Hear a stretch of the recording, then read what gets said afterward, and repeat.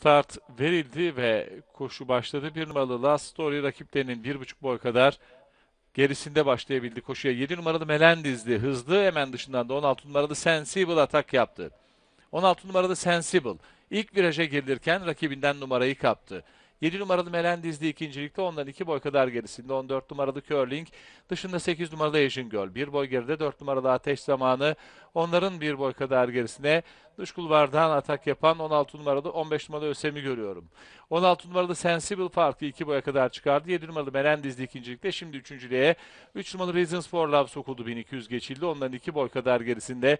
İç kulvarda 4 numaralı Ateş Zamanı, dışında 14 numaralı Curling, 1,5 boy gerisinde 8 numaralı Asian Girl sırasıyla koşuda son 1000 metre start yeri şimdi geçiliyor. 16 numaralı Sensible'ın liderliği 1,5-2 boy farkta sürüyor. 3 numaralı Reasons for Love takipte, hemen içinde 7 numaralı Melendiz'di. Ondan 2 boy kadar gerisinde 4 numaralı Ateş Zamanı, bariyere yakın 8 numaralı Asian Girl.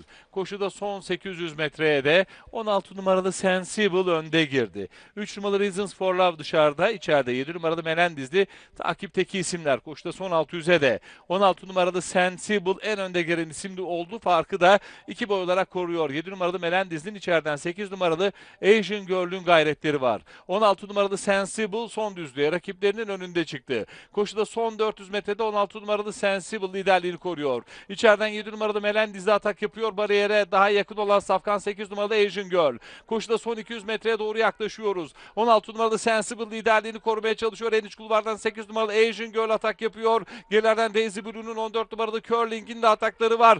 Koşuda son 200 metre içeriden gelen 8 numaralı Asian Girl rakiplerine hakim oldu, farkı 1 boya kadar çıkardı. Koşuda son 50 metreyi önde geçiyor. 16 numaralı Sensible geliyor, Curling geliyor, Just in Time geliyor.